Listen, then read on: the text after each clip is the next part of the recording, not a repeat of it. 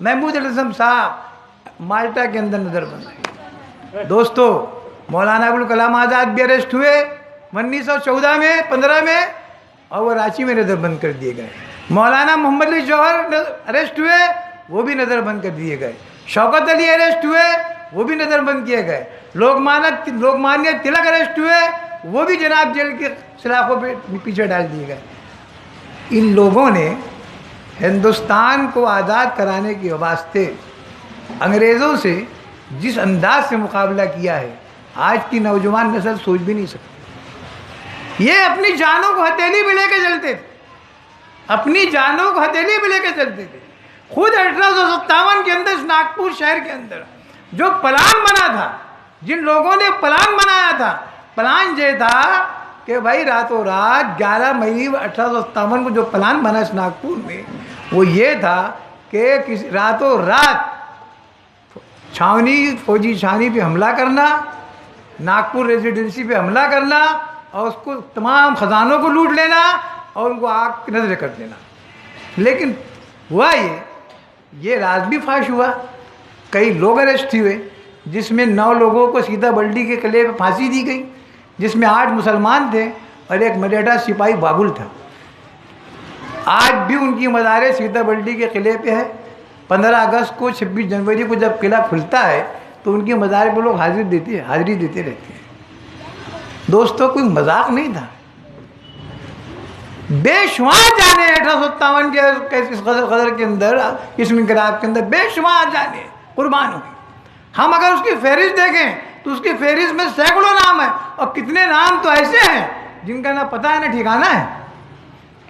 مولانا ابوالکلام آزاد رانچی میں 5 سال تک نظر بند رہے. 5 سال تک. اتفاق یہ ہوا کہ اسی زمانے میں جب مہاتما گاندھی افریقہ سے لوٹے اور چمپارن کے اندر جناب وہ کام کر رہے تھے, انہوں نے دیکھا یہ تو معاملہ بہت ہی بھیانک ہوتا چلا جا رہا ہے. انہوں نے ایک میٹنگ بلائی دلی میں اور وہاں سب کے سب اکٹھا ہوئے. اکٹھا ہونے کے بعد فیصلہ یہ کیا گیا کہ اب خاموشی کے ساتھ ان سے انگریزوں سے بات نہیں کی جا سکتی. ان کو ہم میمورنڈم دے کے سمجھا نہیں سکتے, ان کے سامنے اپنا مطالبہ رکھ کے ہم سمجھا نہیں سکتے. اب سوائے ستیہ گرہ کے کوئی دوسرا راستہ ان کو سمجھانے کا نہیں ہے. یہ معاملہ وہاں پیش ہوا 1919 میں شروع میں.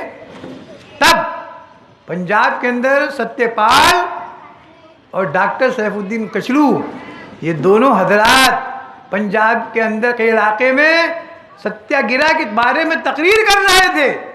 لوگوں میں ایک جوش تھا, جذبہ تھا. یہ حالت دیکھ کے انگریزوں نے ستیہ پال کو بھی گرفتار کر لیا, ڈاکٹر سیف الدین کچلو کو بھی گرفتار کر دیا. پورا پنجاب بھڑک گیا. انگریزوں کے اس اقدام کے خلاف احتجاج کرنے کے واسطے جلیان والے باغ میں لوگ جمع ہوئے. یہ واقعہ 1919 کا ہے. جلیان والے باغ میں جمع ہوئے. اس باغ میں صرف ایک راستہ تھا, باغ میں ایک کنواں تھا. جنرل ڈائر جو انتہائی سفاک اور ظالم تھا, اس نے باغ کے اس راستے کے اوپر جو نکلنے کا بڑا گیٹ تھا لا کے کئی مشین گن فٹ کر دیا اور پورے مجمع کو گولیوں سے بھین ڈالا. تاریخ بتاتی ہے کہ اس کہنا چاہیے جلسہ عام میں تقریباً 2,500-3 ہزار لوگ مارے گئے. بہت سے لوگ تو جان بچانے کے بعد کنویں میں کود گئے. اس میں بچے بھی تھے, بوڑھے بھی تھے, عورتیں بھی تھیں, جوان بھی تھے, نوجوان بھی تھے, ہندو بھی تھے, مسلمان بھی تھے, سکھ بھی تھے اور عیسائی بھی تھے. یہ احتجاج کس کے لیے ہو رہا تھا؟ ڈاکٹر سیف الدین کچلو اور ستیہ پال کی رہائی کے لیے. دوستو تاریخ کی نگاہ نے اس ہندوستان کی دھرتی میں کبھی ایسا ہندو مسلم اتحاد کا مظاہرہ نہیں دیکھا تھا. دونوں قومیں شانہ بشانہ ایک دوسرے سے ملا کے انگریزوں کے خلاف لڑ رہی تھی, ان سے مقابلہ کر رہی تھی. 1919 میں جب جلیان والے باغ کا یہ عالم ہوا, حادثہ ہوا, تب 1920 میں ناگپور میں آل انڈیا کانگریس کمیٹی کا سالانہ اجلاس ہوا, جس میں حاضرین کی ہزاروں کی تعداد میں لوگ شریک تھے. اس میں سب کہنا چاہیے مذہب کے لوگ تھے,